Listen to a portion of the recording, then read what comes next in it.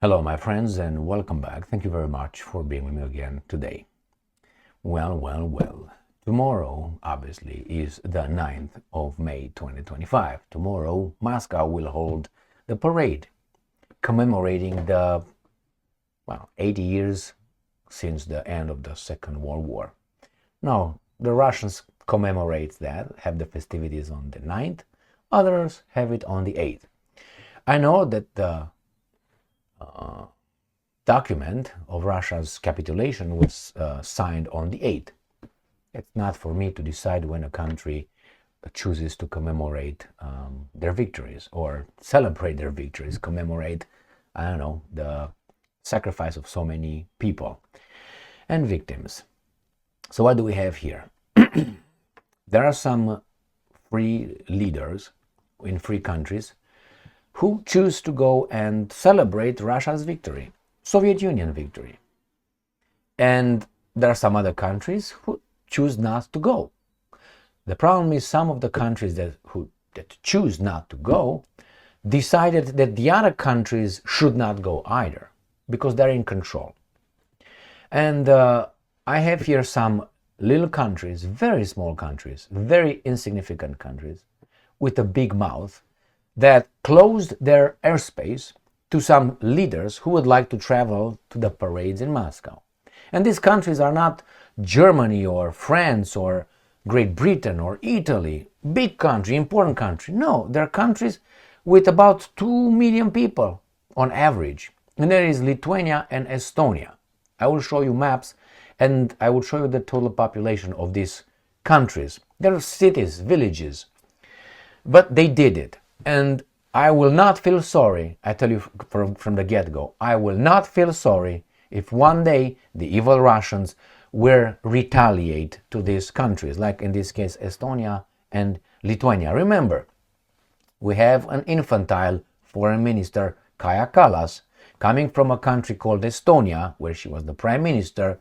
Estonia has a population of about 1.2 million people. She was appointed, dragged from there, and appointed as the foreign minister of the European Union, about 450 million people. Can you imagine if you would have this kind of promotion in your life? Today you are over, let's say, 2 people, and tomorrow you are over 50 million. I think that's a big jump. You must be a genius, don't you think? I don't know what cock she sucked, but anyway, she has her own script, it seems like. So, that's the first topic. These countries who block some presidents to show up.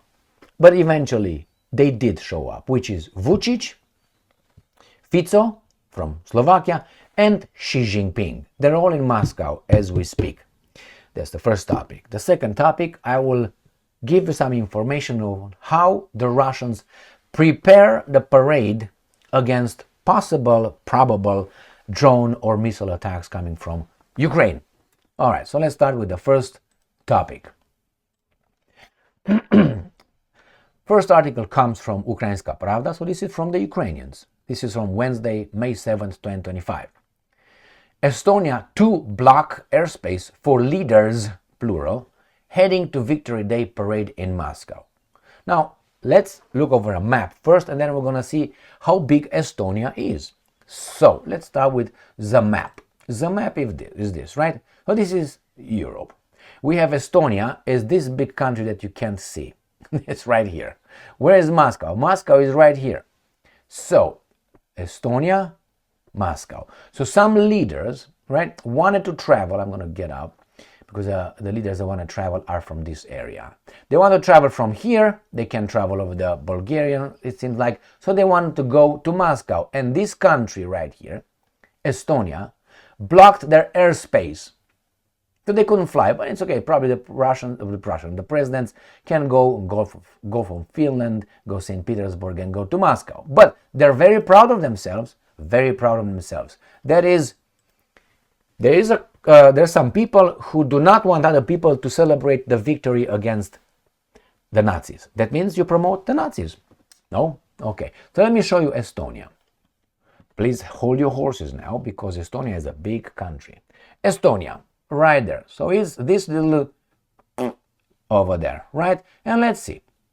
Estonia. Let's see the total population, and then we're going to see the ethnic distribution. Population, 1.373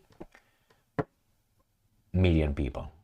It's 1.4 million people. I said 1.2. 1.4 million people. This is the country that decide to close its airspace and challenge, actually, Russia. Now, for that, do you think the Russians should have smacked them around a little bit? Or totally? Which one? There's two options. A little bit or totally. Now, obviously, you don't let these people come to celebrate. Vroom, send you into the Gotland, right there in Stockholm, Sweden. So, what leaders did not show up? Well, let's read. Estonia's foreign minister, Margus-Tsahkna, this guy doesn't work for Estonia, they asked for a smackdown, has confirmed that Estonia would not allow the aircraft-carrying leaders heading to the Victory Day parade that celebrates the defeat of Nazi Germany in Moscow to pass through its airspace.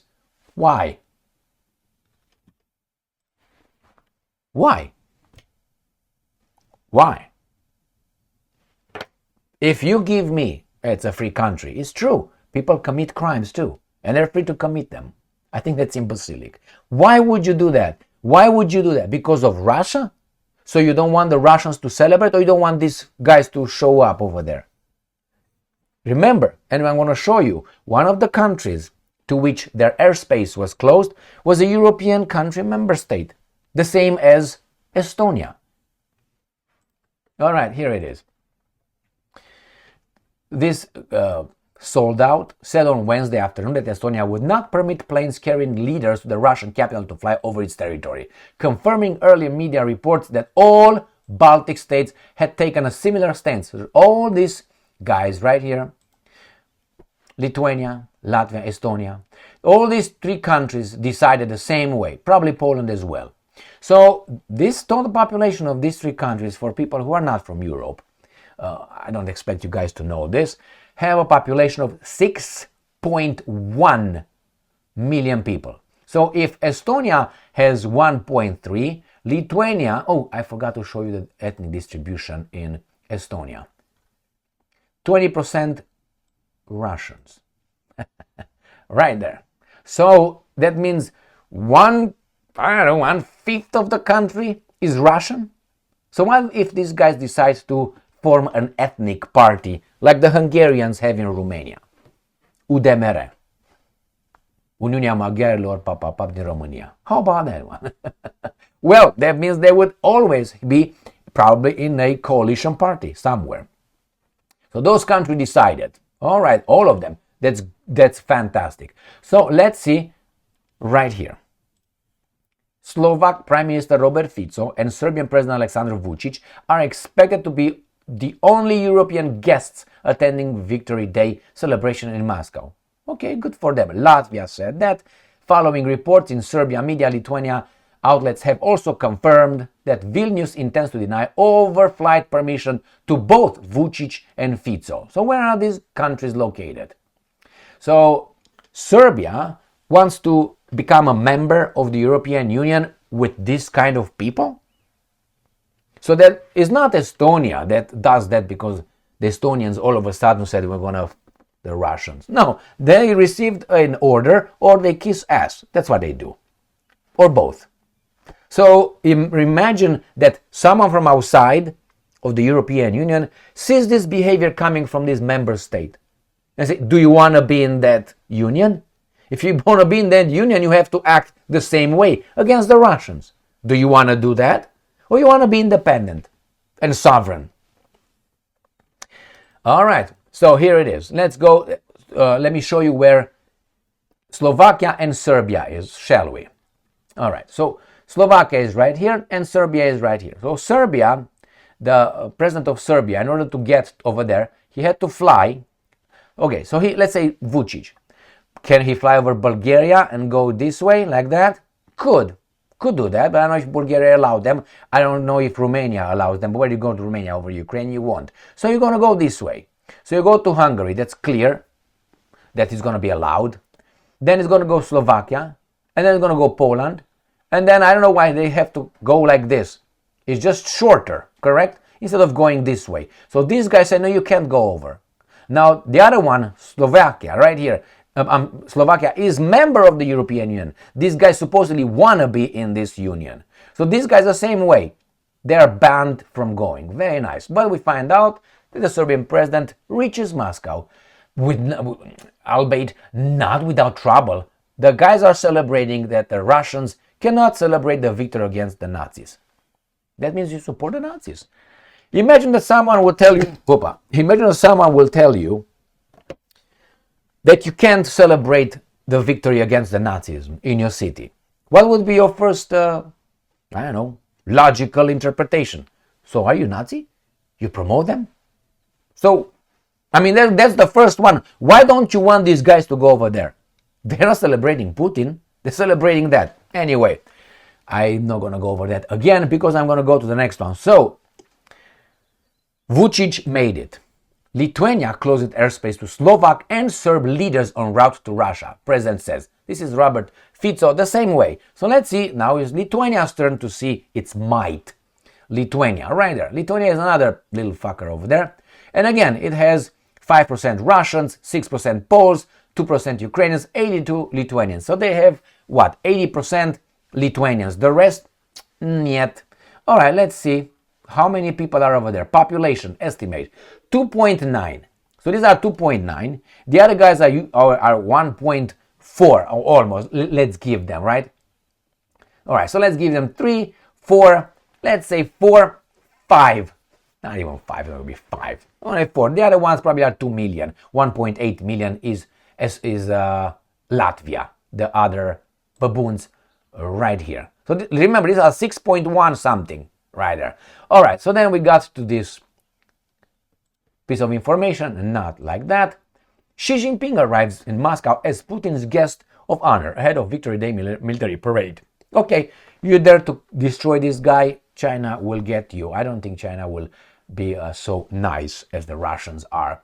All right, so he's there, he's ready to go. Next one, let's see how Moscow prepares against attacks on the parade, on Moscow, on civilians, or whatever you want to call them, the parade. I made a video a few days ago, maybe 2 days ago, where I made a claim that the West could pull a Sadat on Putin.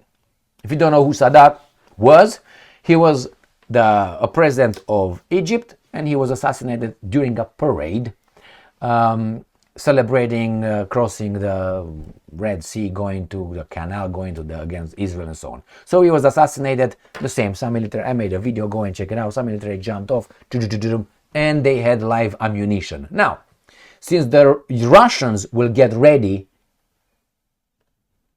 for the whomever shows up, that means they're loaded with live ammunition. So you don't know exactly. I don't know who has live ammunition and who doesn't. Okay. So that's why I say I'm going to watch the parade. I think it's between 9 a.m. and 12 p.m. All right? I'll be watching it.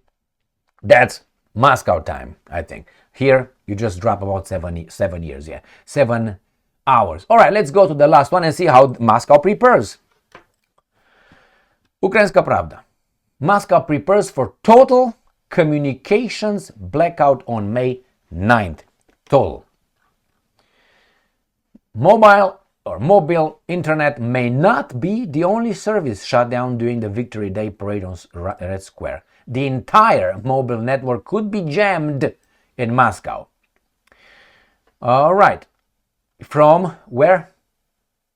All right, May 9th.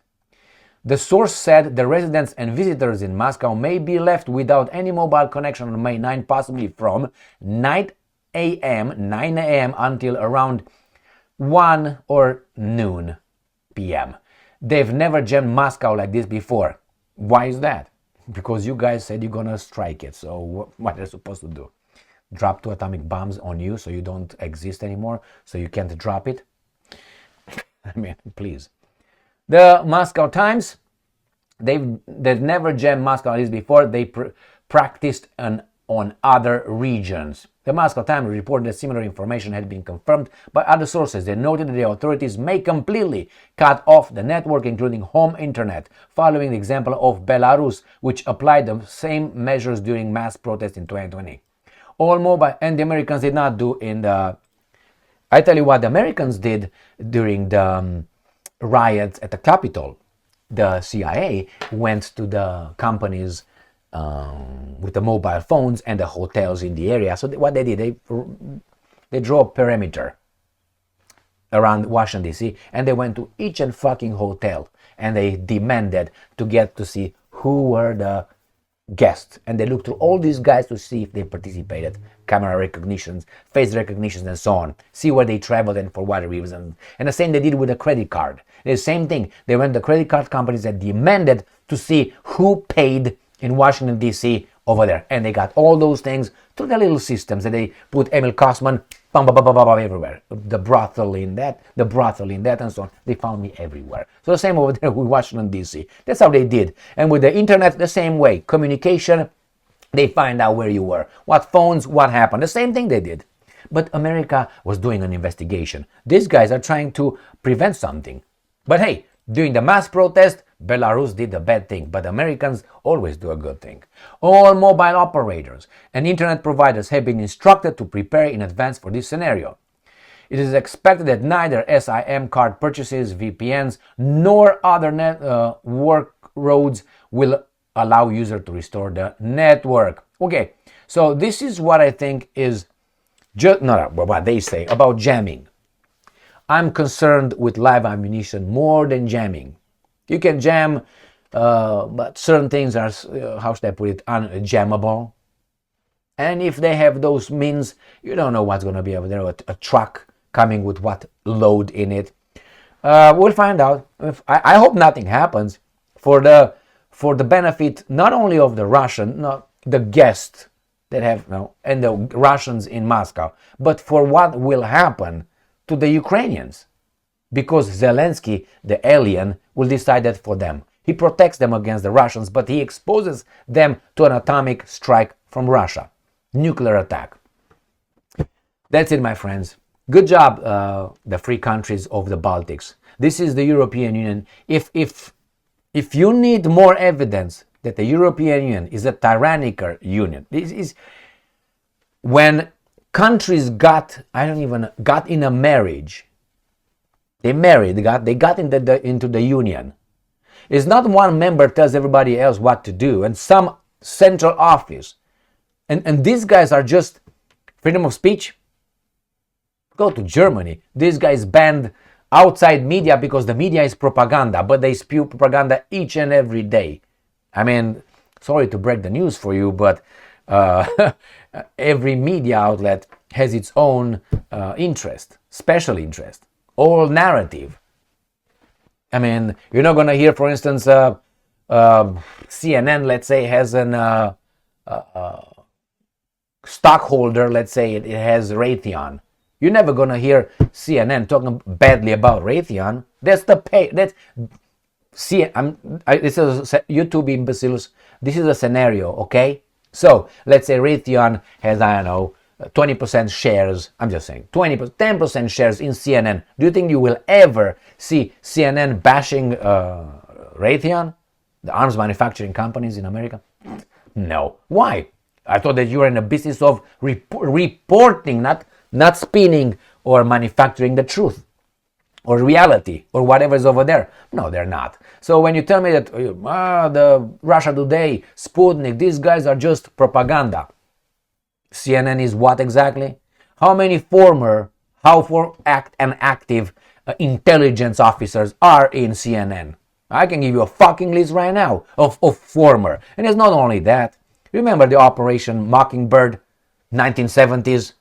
Is that after the beautiful, how they call it, Watergate? They infiltrated everything, man. It's in media. Go and check them out. Go and check them out one by one. Big guys over there, and you're gonna find out former this, current this, applied to do this. How do you think these guys break the news from anonymous sources or unnamed sources. Who do you think those anonymous sources, where are those anonymous sources coming from? And they just tipped, pack, pack, pack. They work together. I don't have to give you the example, which was a clear example for me, when it was the fact that the American military illegally bombarded, it was an aggression, illegal aggression, but they talk about the Russians. They started bombarding Cambodia and Laos on top of Vietnam with a lie of Gulf of Tonkin. So the Americans were bombing with napalm and other burning the shit out of them. But talk about the Russians, okay? I'm not saying two beds are a good thing, but you know, a little bit the big I want it small because you did it more than these guys ever did it. But you drop two atomic bombs on top of everybody else, but you lecture everybody. This hypocrisy, like, you know, someone rapes someone, say, you like it, baby? You like it? You're raping me. What are you talking about? The same here. Hey, you gotta like it. You gotta like it. You show like you like it.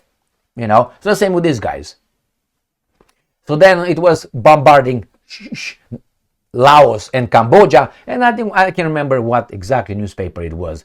New York Times, one of the accredited, I think it was New York Times. I can't remember which one it was. They want to break the news that the NATO, the Pentagon was bombing without letting us know illegally those two countries, like flattening them. And then you know what they did? These guys in the White House called them and said, hold it, don't break the news. And they came the next day and they announced, we are indeed bombing. So these guys then were allowed to publish something they already knew, ready to publish. Those guys told these guys, the government told those guys, hold the news, we're going to come out in front of the baboon American people, to baboon and Americans, oh my God, look how they call it, transparent they are. Did you know about this? Did you know? They've been doing this from 1970, 70 something, whenever they started bombarding Cambodia. I can remember that area. 50 years ago, at least 50 years ago. And they tell me now that these guys are freedom of speech. We live in a matrix right here, man. Thank you very much for being with me again today. Stay strong, stay smart, look for the truth, and be just.